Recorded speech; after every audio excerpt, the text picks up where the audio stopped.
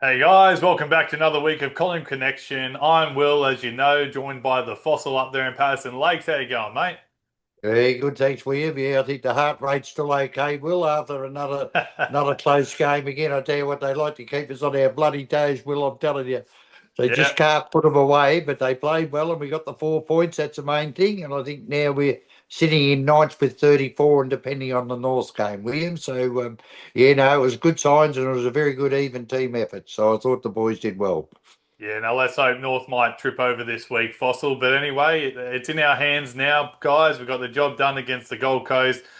Big win up there, Fossil. We've had a bit of heartbreak the last couple of times. They just got over the top of us, but the boys held strong, got the job done, 104 to 98. But before we get into all that stuff, there's obviously some news brewing, Fossils. So recording this nearly 5:30 on Sunday, so the news has just come through. Your first thoughts with this one, Fossil? We're talking about Braden Maynard, Ben Long, and umpire Tuke Miller, all that tied in together. So, what was your first thoughts with that?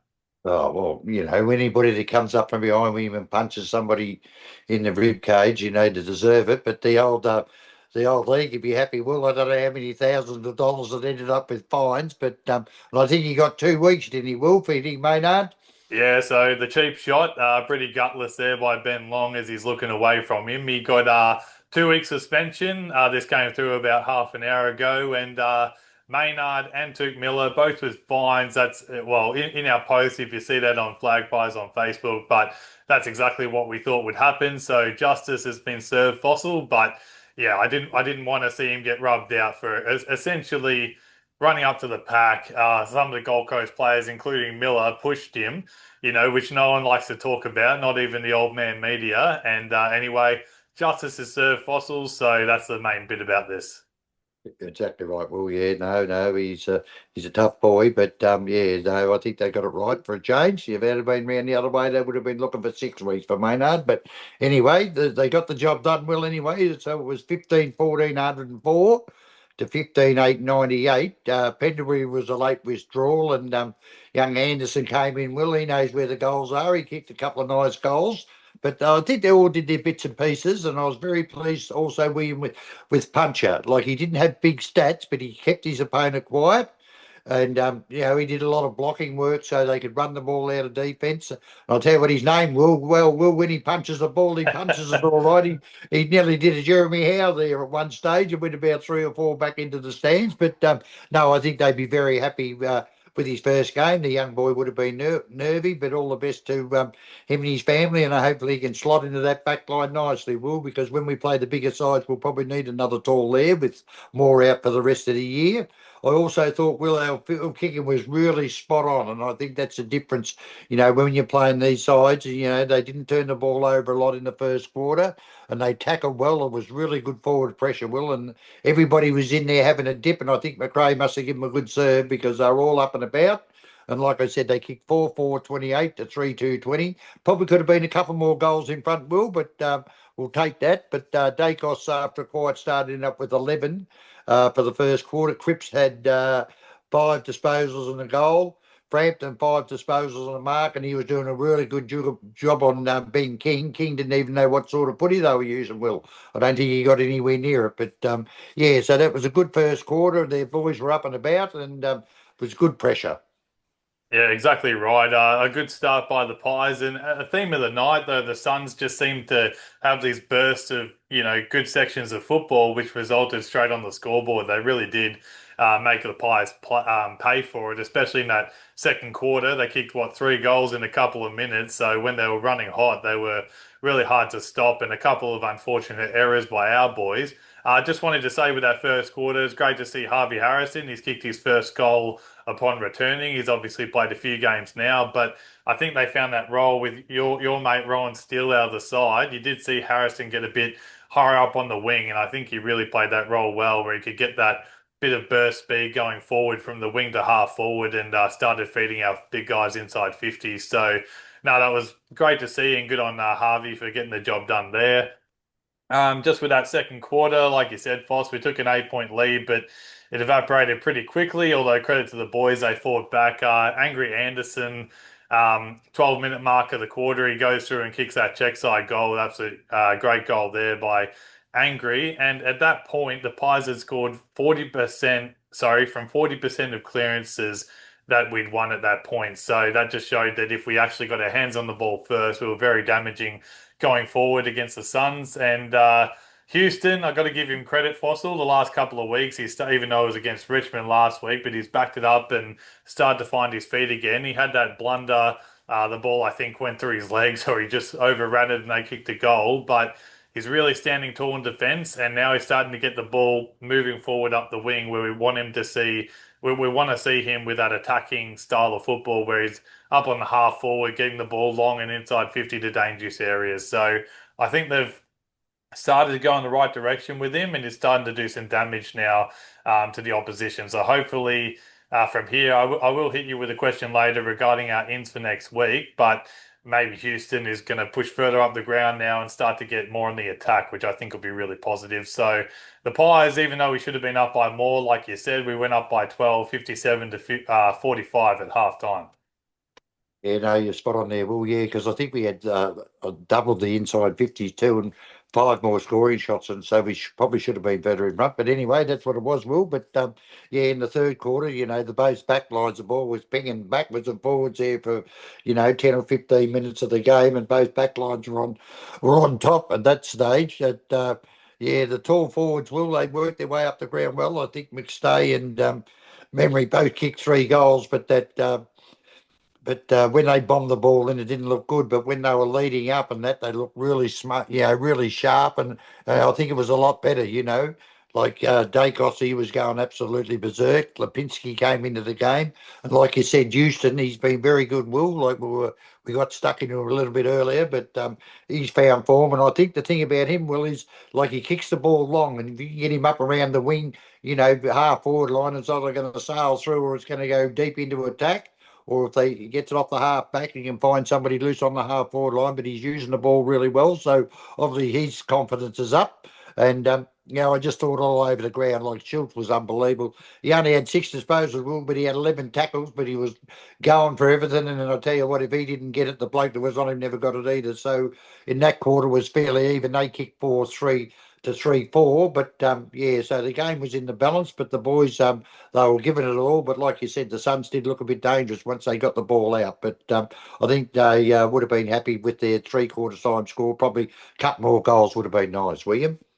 Well, exactly. I mean, it was close all night, and we kept them at arm's length. I guess yeah, a couple supporters would have been worried that they just run over the top of us in that fourth, but credit to them, we just kept responding every time the Gold Coast, they come back into the game, and then we kicked away again. So credit to them for holding on. Just a couple of things from that quarter. I think around the ground we were just outmarked a little too often, but not by the big fellas, like you said, Puncher and Frampton, who's having an awesome, probably all Australian squad selection sort of year if he probably played for another club. But Ben Long and Holman, they outmarked us a couple of times at crucial contests, which led to scores. So I know it's hard to be picky with that, but those sort of players shouldn't be taking, big marks, and that just gets the overlap running going and made Gold Coast look very dangerous. I think Membry. He's doing a great job considering undersized against Big Mac Andrew and outmarked him a few times. I'll talk about him a bit later, but he's absolutely turned his form around and rightfully got that spot at the moment. And this is news to no one, but Nick Dacos' skills is absolutely unbelievable. Fossil, he's just if you had a spotlight on him all game, which some people do, but his vision and his ability to hit these 15-meter, 20-meter kicks, but they're on the wrong side of the body and he's snapping around the corner, but he just seems to hit it exactly where he's, planning to. And he doesn't, put players in vulnerable positions. He does it to their advantage. And he also brings players to the footy, which is, that's where they should be leading in the first place. But he just makes them do it. And I had a bit of a laugh when Josh Dacos kicked it in at half forward and kicked it out out in the full or out of play, and it was a turnover. And he turned around and cracked it at the big brother, which is understandable. But anyway, it was yeah, like you said, a tight tussle, 79 to 72 at three-quarter time, and we got out to a game high 19-point lead, but we started to kill ourselves with easy errors, and someone like Jeremy Howe, an uncharacteristic 20-meter dribbler, he completely stuffed the kick and went straight to the Suns. They kicked a goal and then they got another one really quickly. So got back within a kick. Harrison missed an easy shot 35 meters out. So pressure was still on, 7 points up with 7 minutes to go. But your boy Lipinski, he hasn't been the best kick in front of goal this year, Fossil, but he did nail that one from the pack, which I think just relieved the pressure a lot, and it helped us obviously hold on in the end. It's always an exciting finish with the Pies. Ben Long kicking that goal, 24 seconds on the clock, and I don't care what anyone says. They thought Dacos took a dive, whatever, but the guy's got to learn to tackle a bit lower. He caught him high, so the Pies ran out winners, 104 to 98, and the third on the trot. It's really going to set us up for this last period of the season. Have a real crack at that top 10. Yes, yeah, I think yeah, you can see the look on the players' faces and McRae's faces. They were very relieved with him and very happy. And they sang the song with gusto, which is good. And also, Will, we must thank the supporters. I don't know how many that ground holds, Will, but I think nearly they were all nearly Collingwood supporters, which was good. They said the school holidays and a lot travelled up. So the Army have done as well again, Will. Yeah, I think that stadium holds about 26,000 odd, and some people said it was about 15,000 Collingwood. So we always turn that ground into a home game. I mean, I can't remember, Fossil. Was it 2012? I think we played Gold Coast at the MCG, but I can't remember many times, if never between now and then, that we've played them down in Melbourne. But if we can turn that into our home ground and get a victory, then it doesn't really matter. So, no, awesome job by the boys, and like an 8 point game, we'll take it, Fossil. A Yeah. couple of negatives you found out of the game. Well, just our, well, it's the same thing each week. Well, like we get into good positions, but our shooting for goal, like you said, 30 to 40 out, like we were lucky we got away with it, but it's cost us a few games. So I don't know what they're going to do about that, but they seem to kick them from the boundary, okay, Will, but 30 to 40 out. And also, Will, one other thing I think, I don't know what they're going to do about a third tour, whether they give Fadaski another go or something. Buller was a little bit disappointing. So, but I think we need that duel there because memory and say you do go up a fair way up the ground, but they both kick 3 goals. It's just that when they're up there and they bob it in, well, we just seem to get outmarked a bit too easy. That's my only concern. But other than that, the boys, they did a good job and we got the biscuits, so that's the main thing. So hopefully, yeah, I don't know what they'll do, whether they give West a go or maybe Podaski another go, but yeah, I think Buller might have to go back and have a bit of a spell, Will, and try and regain some touch. But yeah, Yeah. that was the only negative that I had, Will, those two there. Yeah, no, that's fair enough. I'll talk about the VFL chat a bit later, but yeah, Buller seems to be able to get his hands on it a few times, but his kicking just has let him down, and he doesn't look confident with his set shot. So whether that's something he needs to work on, but he goes back to the VFL. He performed last time, so yeah, they might need to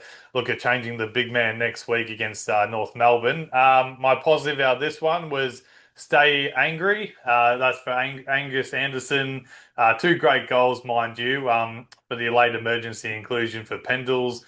In this year, he's kicked 11 goals, 4 in 10 games now. So I think he should be keeping his spot along with the hard ball that he gets. And he's a big body and he's not afraid to use it. So, no, he's absolutely awesome work by Anderson. And that second goal he kicked actually was really important because it was against the flow. Gold Coast got on top, and like Petrarca did earlier in the game, he just burst through and check sighted it from about 25 meters out. So, no, absolutely awesome finish. And also, that first goal was pretty good when Collingwood went end to end and he took the mark. His player overcommitted and then he just turned around and kicked it truly from 45. So, for me, Angus Anderson never gets dropped again at this point unless he has a couple of bad weeks in a row. But going forward, I think the biggest headache that's going to have is that selection squeeze. If Pendlebury comes back in the side like we expect, you got possibly Quayner next week, but if we got Pendlebury, Long, and Anderson in the same size, just as long as we're not looking too small, we might be a bit too top heavy. So anyway, that's the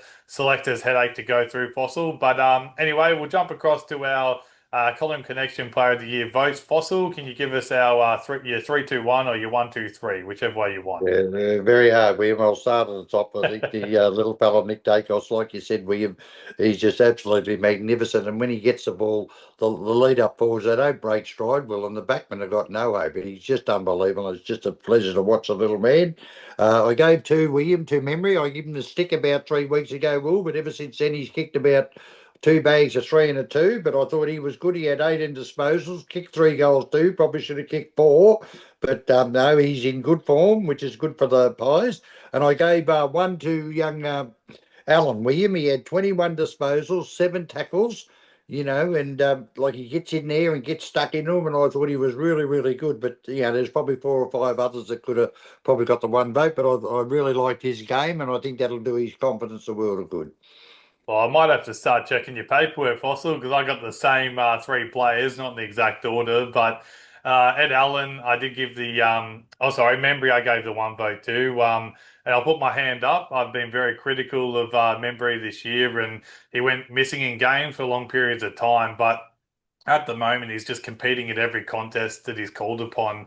Undersized again, but standing tall, and he has a great conversion rate, which the side's been pretty terrible at this year, Fossils. So I have to give credit where credit's due. So, no, awesome job. And Mac Andrew absolutely just nullified him from having any influence in the air. And yeah, that's all you can ask from a medium tall forward. So awesome job there by Membry. And that boy Allen, I think Colin would just sign him as soon as possible because they said Gold Coast and West Coast are looking. We spoke about that a couple of weeks ago, but 85 minutes he spent on Noah Anderson Fossil and kept him to 12 touches with very little impact on the game. So he's an absolute gem, and I think he's found that perfect balance of finding your own footy while nullifying your opponent. He just seems to be getting better each game he plays. So absolutely awesome work by Alan there. And the little master, there's nothing that hasn't already been said about him, Fossil, but I'm just going to say to Collingwood, sign him on a record contract. It'll be bigger than Buddy Franklin's was up in Sydney, but I think he's worth every cent regardless what they sign him for. But I'm saying 25 million over 10 years, Fossil. I don't care if those last couple of years he's a back paid or if he's actually not playing football, he's a part-time coach. I think he'll still be obviously playing at the time, but 25 mil over 10 years, Fossil. That's what I give the little master at this point. Be worth every cent. Will he be like his old man, William? He'll play in the midfield till whenever, and then once they'll put him up in the forward line. His dad was the same, and he ended up kicking 96 goals as a small forward. So there's he's got plenty of football left, Will, and I can't agree with you more.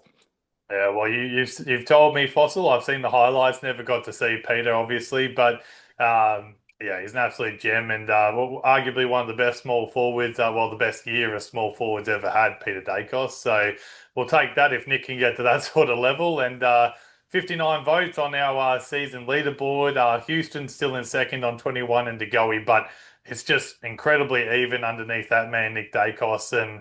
Hopefully he just keeps going, Fossil. Just keep rolling with it, Pies fans. And anyway, we'll see what happens at the end of the year. But no, we're actually just very lucky to have him, and hopefully he just keeps going from strength to strength there. Our game day prediction, guys. So the $20 voucher was up for grabs, and I think the two we picked Membry, McStay, and McCreary.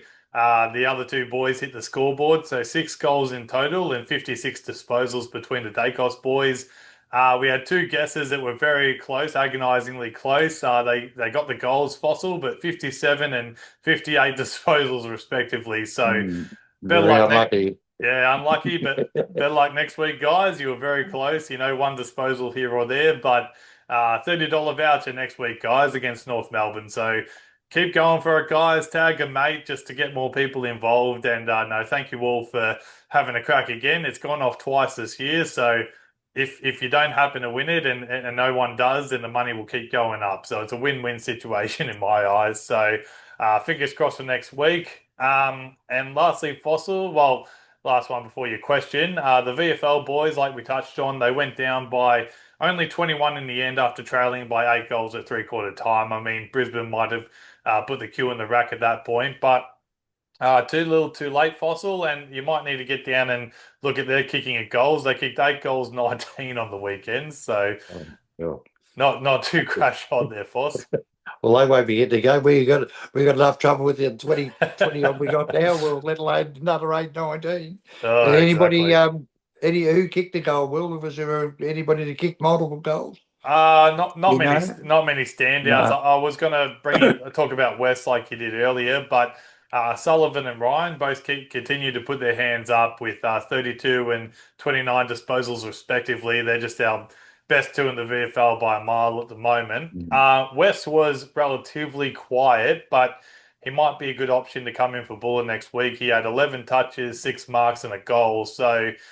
Bullard just unfortunately the 5 touches, I think one behind, which was a relatively easy shot at goal from directly in front. But mm, just mm. like I said, seems to be lacking that confidence to, just take his advantage when well take his shots when he's got them. And yeah, he just can't get his hands on the ball. I think in the second half he just completely went out of it. So anyway, they might need to look at Westy coming in next week, Foss. Yeah, no, I think that yeah, they'll have to. We even got to put him back there. Like he looks good when he marks the ball, but like you said, he can't kick. He's like an old fossil. He can't kick. Could hit the side of a barn door with him. But Yeah. but you know that's only confidence. He's only young, so hopefully he can work his way back and go back to the twos and get a bit of form and a bit of confidence, and we might see him back in again at some stage. Yeah, well, to be fair, early he actually looked quite good for us. He was, marking the ball. He was on a strong lead, and he clunked it a couple of times with a bit of pressure on him. So maybe it's all in the head. It's just that confidence to go back and kick a couple of goals. And I could see him one day really breaking the game open and kicking 4 or 5. But yeah, maybe he's just got to work on that craft. When he goes back to the VFL and kick a bag or two just to get that confidence level going. So anyway, we'll see how he goes and see with selection next week. And the last one, Fossil, the question for you. If Maynard, as we know, has now been given a fine, so I was going to say if Maynard does get a fine, but does Puncher make way next week for Quainer, or do you think the Pies look at including Quainer along with Pendles and maybe finding someone else to move higher up the ground? I know we spoke about Houston, but do you think it'd be too top heavy to have them all in there, or do you think they could continue with Puncher to take that extra tall and then try and work around that?